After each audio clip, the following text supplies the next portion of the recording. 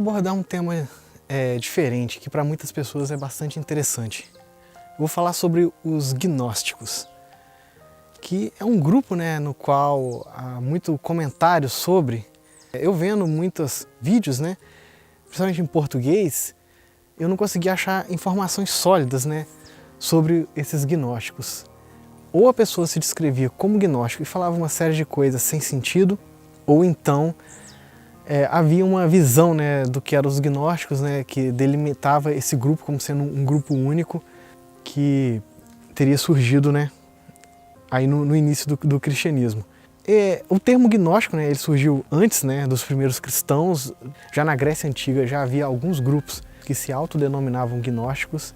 É muito difícil determinar quais eram as características desses grupos na Grécia Antiga, porque gnóstico era um termo muito geral. E geralmente quem determinava que um grupo era gnóstico era justamente quem era contra esse grupo, Era um termo pejorativo.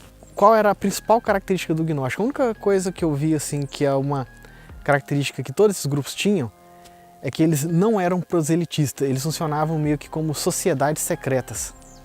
Você tinha um grupo de pessoas e você achava que por algum motivo o seu ponto de vista não seria aceito no meio social, mas você achava que estava vendo uma verdade superior. Ali dentro do seu grupo fechado, você acreditava que você enxergava a verdade sobre o mundo, sobre a sociedade, que as outras pessoas não acreditavam.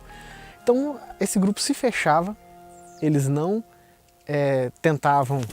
tentavam espalhar essa ideia, eles simplesmente se fechavam ali naquele grupo deles para conviver. Isso é semelhante, quando a gente vê grupos na internet, muitas vezes grupos com crenças políticas não tão populares, eles se fecham num pequeno grupo, no Facebook ou qualquer outro fórum, e ali eles começam a conviver com indivíduos que pensam de forma semelhante. Geralmente são indivíduos que têm uma visão um tanto diferente do resto da sociedade, e ali eles começam a alimentar aquela visão de mundo diferente e formam um grupo que muitas vezes hoje em dia a gente chama eles de fanáticos e tal, ou bitolados, ou qualquer outra palavra desse tipo, porque o termo já gnóstico perdeu sentido, mas com certeza esses grupos seriam chamados de gnóstico de uma forma pejorativa, se ainda a gente vivesse nessas épocas onde esses grupos eram mal vistos. Assim, com certeza surgiram os primeiros grupos cristãos. A gente tem que pensar que quando surgiram os primeiros cristãos,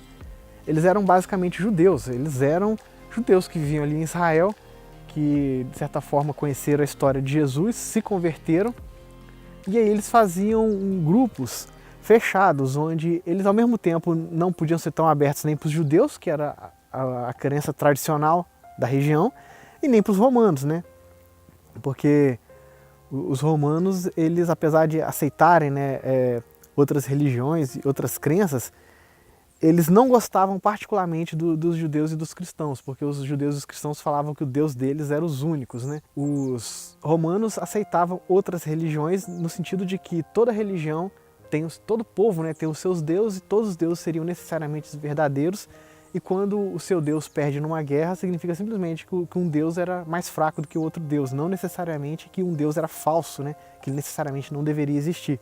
Então, os primeiros cristãos, eles tinham que viver meio escondido, tanto de romanos quanto dos judeus. Eles faziam grupos fechados,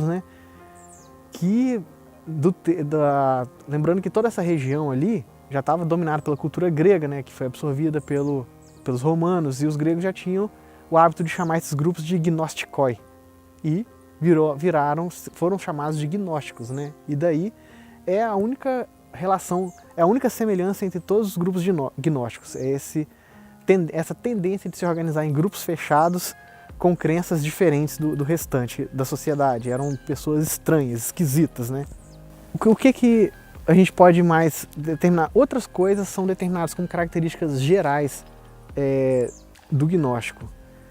Primeiro, essa sensação de que só ele vê a verdade, Ele está vendo além da realidade, e é por isso que os criadores de Matrix falaram que se inspiraram muito nos gnósticos.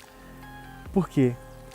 Os gnósticos, eles tinham essa crença, de que esse mundo, de certa forma, é uma ilusão, de que eles conheciam uma verdade por trás dessa realidade que as outras pessoas por serem tolas de alguma forma, não conseguiam ver. Então, lá no filme Matrix, a gente vê, né, a metáfora, né, uma alusão, né, da pílula azul e da pílula vermelha. A pessoa que escolheu a pílula vermelha decidiu conhecer a verdade sobre o mundo. E de repente eles formaram um grupo pequeno, e esse grupo pequeno de pessoas era capaz de enxergar essa verdade de uma forma que as outras pessoas não eram. E que era basicamente, né, um grupo gnóstico, né? Então eles tinham o conhecimento, né, dessa verdade superior, enquanto todas as outras pessoas não. Mas geralmente esse grupo, né, era um termo pejorativo, como eu já disse, então era determinado para indicar grupos que criavam uma realidade paralela, que tinham crenças estranhas. Mas no caso do filme Matrix, não, eles realmente conheciam uma verdade e as outras pessoas estariam sendo enganadas, né, pela Matrix. Às vezes, né, a gente vê pensadores, né, de direita querendo determinar que grupos revolucionários de esquerda têm características gnósticas, mas igualmente grupos de direita também têm. Um exemplo mesmo foi muito popular na direita norte-americana o termo pílula vermelha. As pessoas que tomam a pílula vermelha passam a enxergar por trás de uma sociedade que, de certa forma, estaria sendo dominada pelo marxismo. Aí você toma a pílula vermelha e você tem um conhecimento que as outras pessoas não têm, que é basicamente uma narrativa gnóstica, né? Essa narrativa de que eu enxergo a verdade e as outras pessoas são bobas, né? São tolas, estão sendo enganadas, que é muito frequente nos movimentos revolucionários também. Eles acreditam que eles enxergam a verdade e que as outras pessoas estão sendo enganadas, né, estão sendo alienadas. Então dá para ver que é uma tática, né, desses grupos fechados, esses grupos que têm uma certa opinião muito própria, que não se encaixa bem no restante da sociedade. Eles vão alimentando essa ideia de que eles enxergam uma verdade porque eles têm algum tipo de conhecimento especial. São características gnósticas que tem tanto na esquerda quanto na direita, e geralmente uma característica dentro deles é o fanatismo, né? Por isso mesmo que eles não se dão tão bem com as pessoas de uma forma no geral, porque eles vão ter ideias, né, que nem sempre vão se encaixar com a maioria. Esses grupos, em parte até mesmo a fama, né, do filme Matrix, eles ganharam toda uma mística ao redor, né, de que eles realmente, né, seriam sábios, que teriam realmente um conhecimento além do normal. Mas como a gente pode ver, mesmo hoje em dia num grupo, se a gente for entrar lá num grupo de direita extrema ou de esquerda extrema, a gente vai achar que é papo de doido. Da mesma forma, na época também, né, as pessoas, né, que criticavam os gnósticos achavam que eles tinham papo de doido, e eles tinham uma tendência ao fanatismo, tanto que eles costumavam ser cristãos muito fanáticos. É interessante até que depois, no século IV, quando o Império Romano assumiu o cristianismo, eles continuaram denunciando esses grupos gnósticos, né, com todo tipo de coisas. Então, muito do que se sabe desses grupos gnósticos são palavras, na verdade, das pessoas que não gostavam deles, né? Mas uma característica comum neles era um certo fanatismo. Aí muitas vezes se fala assim, uma característica dos gnósticos é que eles valorizavam o espírito e odiavam a matéria. Na verdade, eles eram cristãos fanáticos, né? E o fanatismo cristão dessa visão, né, que separa o mundo material do mundo espiritual. Quando você leva isso a um nível mais fanático, você vai tender a achar que esse mundo é necessariamente mal e o mundo espiritual é o bom, e você está vivendo, né, num mundo que não serve para nada. Mas havia muitos pontos de vista diferentes, eram muitos grupos, cada um tinha a sua visão de quem era Jesus, de quem era Deus, então não tem como determinar. Mas alguns pontos chamaram a atenção em relação aos gnósticos, né? Em relação a esses primeiros cristãos. Um dos pontos, né, que chamaram a atenção é a visão de que esse mundo material, ou seja, esse mundo mal, tinha sido criado por um Deus também mal, o Demiurgo, né, o arquiteto do universo. Que Demiurgo também era uma palavra grega, né, que era utilizada muitas vezes para descrever um ser monoteísta, né, que teria criado todo o mundo.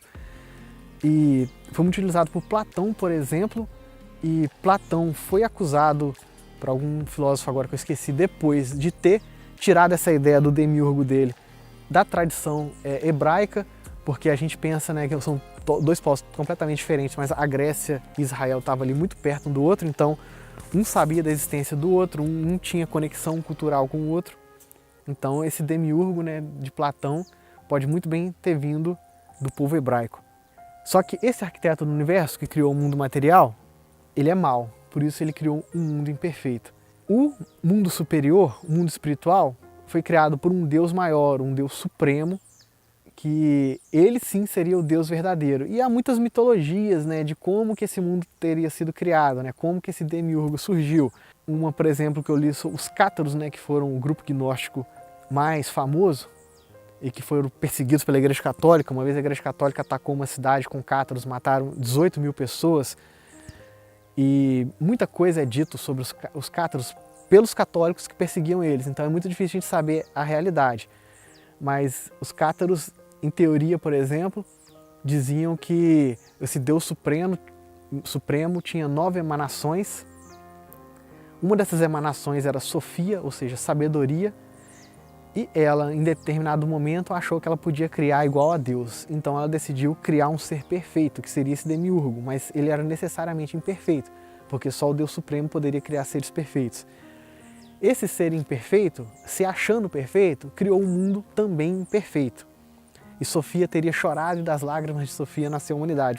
Como você pode ver, a mitologia gnóstica, né, essa tentativa de criar uma mitologia por trás da mitologia, é também o que os grupos explicam para explicar a sociedade. Vamos supor, grupos antissemitas, né?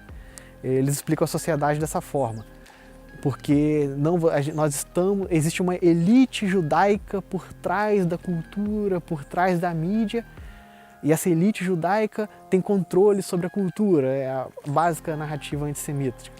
Que essa paranoia, né, de que há uma elite por trás que controla a sociedade e tal, é uma criação. Você cria, né, uma realidade mitológica, uma realidade por trás da realidade, para dizer que você conhece a verdade suprema, a verdade de todas. E eles faziam isso com religião.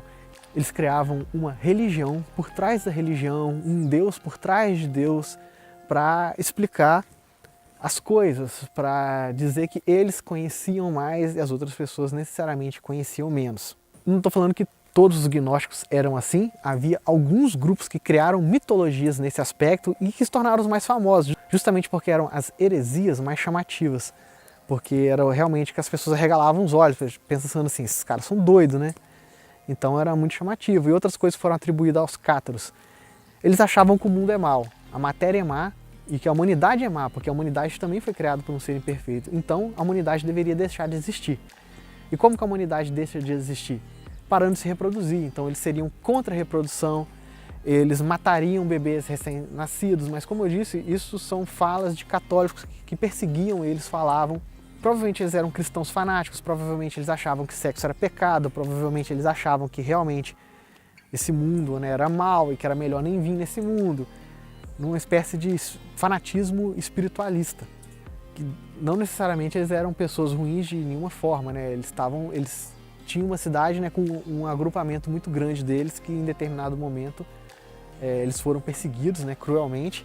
Então também não tem como você falar que um grupo é mau e persegui-lo, né, cruelmente, mas não que se fosse o contrário, o oposto não aconteceria. Eu tenho certeza que se os cátaros fossem a maioria e os outros cristãos fossem a minoria, eles também perseguiriam os outros cristãos, porque uma característica, né, desses grupos gnósticos era o fanatismo, né, igual hoje em dia temos grupos políticos fanáticos com ideias absurdas, ou sei lá, parcialmente absurda pelo menos, que é como eles enxergam a realidade, como eles explicam a realidade.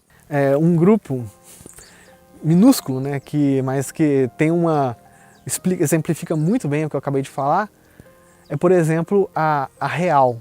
A Real é basicamente um grupo, né, de homens onde eles acham que de alguma forma os homens são manipulados pela cultura, pelas mulheres, que, por exemplo, o amor romântico é uma forma de convencer o homem a bajular a mulher. E do mesmo jeito, grupos feministas vão dizer que o amor romântico é uma forma de dominar a mulher, porque é sempre assim, o que existe está ali para te fazer mal, porque a verdade está por trás daquilo ali. Porque é uma característica desses grupos, né? Uma característica do ser humano, na verdade, né? Essa tendência de você criar forma de explicar o seu próprio sofrimento. A melhor forma de você explicar seu próprio sofrimento é acreditar que o sofrimento não está em você, né, mas fora de você, na sociedade, são as outras pessoas que são más, sempre são, né. Esse grupo da Real utiliza até mesmo o palavreado da Matrix, né, a Real, o cara quando ele é realista, ele para de acreditar que há uma mulher que ama ele de verdade, que não sei o quê, e ele começa a ver como que a sociedade está contra os homens, né. E o cara que está na Matrix, ou seja, literalmente o palavreado utilizado no filme de Matrix, né? Quando o cara tá na Matrix, ele ainda bajula a mulher, ele vê uma mulher bonita, ele fica encantado com ela e ele quer dar presente, ele quer paparicar, porque o cara ainda tá na Matrix, ele ainda tá... Tipo assim, eles pegam uma característica humana, né? Não de todos os seres humanos, mas algo assim que você não pode muito escapar, todo mundo passa por fases assim, não só os homens, as mulheres também, elas se apaixonam na adolescência, elas paparicam homens que nem sempre vão retribuir da melhor forma. Eles pegam essa característica humana, por exemplo, todo ser humano se apaixona, principalmente na adolescência, e são momentos de sofrimento. E você pega isso e você passa a criar uma conspiração por trás disso. É porque a sociedade te ensinou dessa forma, é a sua mãe que te educou assim, é o cinema, né, que mostra isso, é a novela. Então você cria toda uma mitologia por trás daquele mundo real e você passa a achar que você está vendo a verdade, né? Uma imagem muito comum da Idade Média, né? O cara pegando uma cortina assim de estrelas e olhando por trás da cortina e vendo o universo, né, atrás das cortinas, para dizer que ele enxerga o mundo por trás do mundo, a verdade por trás da verdade. Ele tem o conhecimento, né, o gnostos, daí os gnósticos. E é por isso então que a palavra gnóstica era utilizada de forma pejorativa para descrever grupos, né, fanáticos, grupos de gente estranha, porque mesmo hoje em dia nós também veríamos esses grupos como pessoas estranhas, pessoas que têm ideias absurdas. A gente pode pender mais para um lado ou para o outro, porque ninguém é normal também. Então a gente vai tender a ver um grupo fanático como sendo mais aceitável do que o outro, a gente não vai concordar com aquele grupo, mas ao mesmo tempo a gente vai ver, pô, esse tipo de fanatismo não me atinge, né? Então, já o outro tipo de fanatismo a gente sente raiva, né? O nosso sangue ferve só de ler o que está escrito, porque aquela visão de mundo é tão longe, né, da nossa realidade. Várias pessoas, cada pessoa, né, tem a sua visão subjetiva do mundo, né, sua interpretação. Quando junta, né, um grupo de pessoas, e hoje em dia com a internet ficou muito mais fácil fazer isso, quando junta esse grupo, né, de pessoas com a mentalidade semelhante, logo começam a surgir ideias desse tipo, né, pensamentos desse calibre, né, do mundo mal, da realidade por trás do mundo e de como, né, somos incapazes, né, de captar essa realidade, as pessoas comuns. E até por isso que é uma característica, eles não são proselitistas, eles não costumam ser proselitistas, né, os gnósticos. Por quê? Eles sabem que as outras pessoas, de certa forma, ainda estão com a pílula azul, elas são incapazes de entender o mundo, como eles entendem. Então eles preferem ficar naquele grupinho fechado, onde ninguém vai desafiar a visão de mundo deles, porque costuma ser uma visão de mundo frágil, que quando chega alguém realmente desafiando, gera uma extrema irritação, tanto é que nesses grupos mesmo de Facebook, se você chegar lá dizendo algo que eles estão errados, né, que eles não deveriam estar tão revoltados, que eles veem a realidade de forma incompleta, você vai ser banido prontamente, porque não adianta a pessoa ver o mundo daquela forma e nada vai convencer ela a ver de outra forma, porque ela já acredita que ela sabe a verdade e são as outras pessoas que estão sendo enganadas de alguma forma. Então, é isso que eu tinha que acrescentar sobre os gnósticos. Há algumas coisas interessantes também encontradas nos textos gnósticos, né, para provar que esse mundo é mau. Uma coisa que eu nunca pensei realmente, por exemplo, por que uma árvore cai 1000 sementes e somente uma prolifera, uma vira árvore? Por que nascem milhares de tartarugas e só algumas poucas chegam ao mar e sobrevivem? Seriam demonstrações de como o mundo seria mau. E a natureza funciona por forma de tentativa e erro, e a gente pode ver isso com naturalidade, ou a gente pode, né, escolher ver isso realmente como prova de que o mundo é mau. Eles usavam alguns grupos, como eu disse, o gnosticismo não era um grupo só, eram vários grupos cristãos, cada um tinha sua própria visãozinha de mundo fechadinha naquele grupo. Então foi encontrado toda uma biblioteca no Egito, né, onde esses gnósticos escreveram, e tinha muitos escritos lá que, se você falar assim, esse aqui foi um padre católico da Idade Média que escreveu, você não vai discordar, porque não tinha nada demais, eram escritos cristãos comuns. Mas haviam nessas ideias assim diferentes, né, com provas de que o mundo era mau, né? Por exemplo, por que algumas pessoas, alguns seres nascem com deficiências, as imperfeições da matéria, o fato de que está tudo em constante decadência, né? Eram exemplos que eles utilizavam para descrever esse mundo como imperfeito, né? Diferente do mundo espiritual, onde tudo é eterno, onde tudo é perfeito e onde você não há dor nem sofrimento nem nada disso. E muitas vezes os grupos gnósticos, quando você vai estudar no YouTube, eles são limitados a isso. São esses grupos que tinham essas crenças fanáticas de mundo real, mundo por trás da realidade, e via que a matéria é mal, o espírito é bom. Mas não necessariamente, né? Houve sim escritos gnósticos que levavam as coisas para esse lado, até pelo fanatismo deles, né? Uma tendência a exaltar o espírito, né? em relação à matéria. Mas não necessariamente eles eram desse tipo, e como eu disse, já havia gnósticos na Grécia Antiga, e com certeza eles não eram cristãos, porque o cristianismo nem existia nessa época, e é muito difícil determinar até mesmo que tipo, né, de pensamento que eles tinham, justamente porque eles eram fechados no círculo deles, né? Por exemplo, dizem que Pitágoras era um exemplo o grupo de Pitágoras, né, que acreditava que o mundo inteiro era feito de números, seria um exemplo de grupo gnóstico. Bom, talvez, né, mas geralmente hoje em dia há pessoas que se descrevem, né? Eu sou gnóstico. Você vê muita gente no YouTube e eles não falam nada de interessante. Eu tentei ver alguns vídeos, super chato. Geralmente o termo gnóstico, as pessoas não se autodescreviam como gnósticos. Era uma forma pejorativa de se referir a esse tipo de grupo fechado, esse tipo de grupo que tinha um pensamento muito diferente do restante da sociedade, que eram vistos como doido, que eram vistos como que tinham argumentos de má fé até, porque eles faziam uma interpretação do mundo onde eles eram os bons e os outros eram maus, né? E coisas desse tipo. Agora sim, o que eu tinha para falar sobre os gnósticos.